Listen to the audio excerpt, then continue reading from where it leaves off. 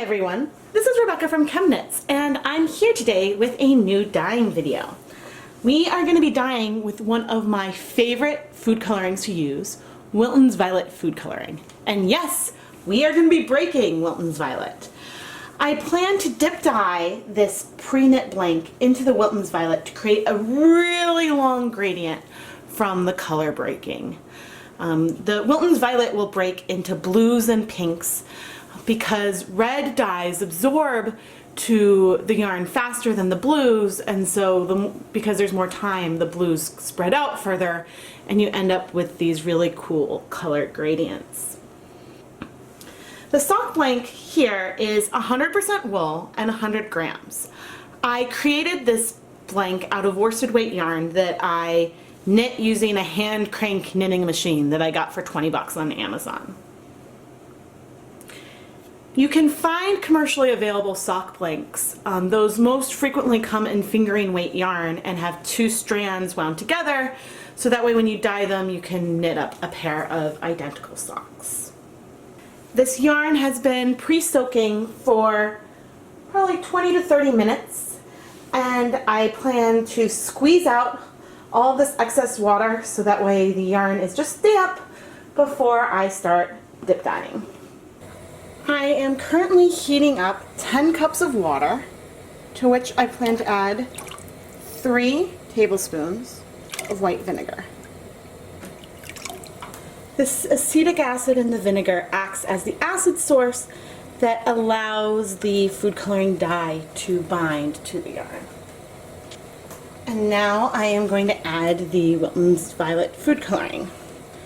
I haven't been good about measuring the amount of this gel icing color that I've used in the past, so I'm going to try to be a little better. And today I am measuring out a ½ teaspoon, which is a pretty large amount of dye. I'm measuring out a ½ teaspoon, and I'm now going to dissolve this through stirring into the dye bath.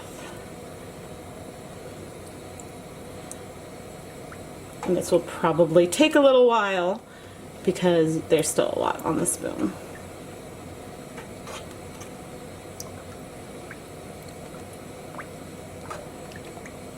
I am wearing gloves only because I do not want to dye myself. I only want to dye the yarn.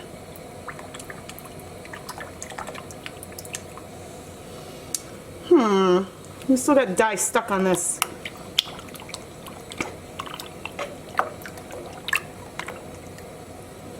Oh, there, it's coming off. Come on, shaky, shaky, shaky.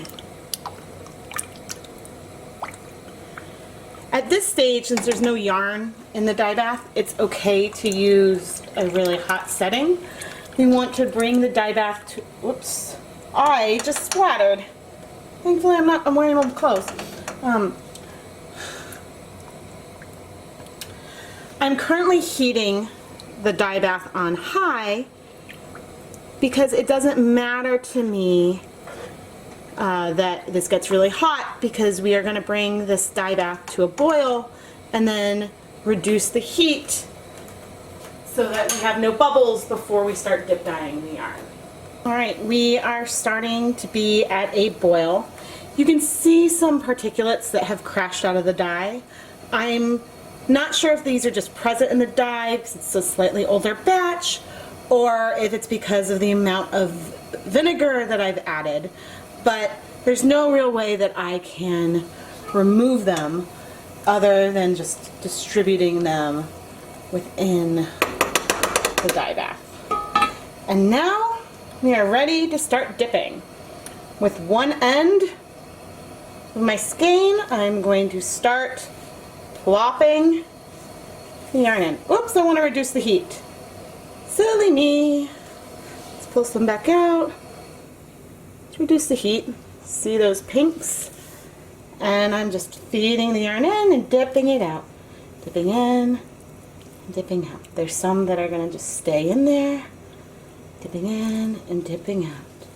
You can see already, so I'm going to add a bunch more. We are going into bluer territory. Dipping in. There's still some pink, but this is a bluer territory that we're in.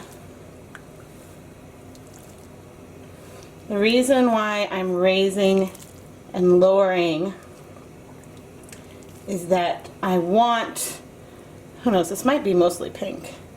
I only have a couple feet that hasn't been dipped at all yet.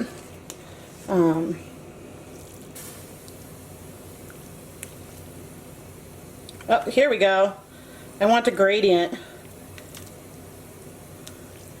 So maybe that transition isn't quite as subtle as I was hoping. But you can see how fast this is happening. The red binds way faster than the blue. But when I start knitting the hat I plan to make out of this, I plan to start with the blue section and carry on through the pink purple. Which is why I really want the top to be pink, so that's why I had a big portion of this yarn start out in the pot. And just to show you, see, there's some of the pink purple yarn. Oh, let's keep dipping. Just keep dipping. Dippy dip. Woohoo, see how blue we are now? Alright. And that, my friends, is the end of the skein. Now, hopefully I didn't put it in too soon, but I guess if I end up with a more purpley gradient, I won't be too sad. But it certainly looks like most of the red has already absorbed. Oh yeah, if I dip into the pot, you see how, whoops. I mean, you could see that with the yarn too, but I was just pretty curious. I am, as I said, see when I rub this along the edge, I get some pink.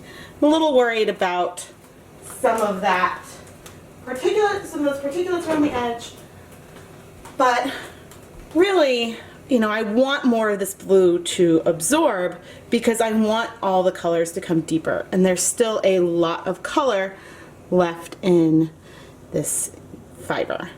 So at this point, I am going to let this sit at, it's a very low heat setting, so we're just below a boil. And I will come back, I'll cover this and come back in 10 minutes and we'll take a peek.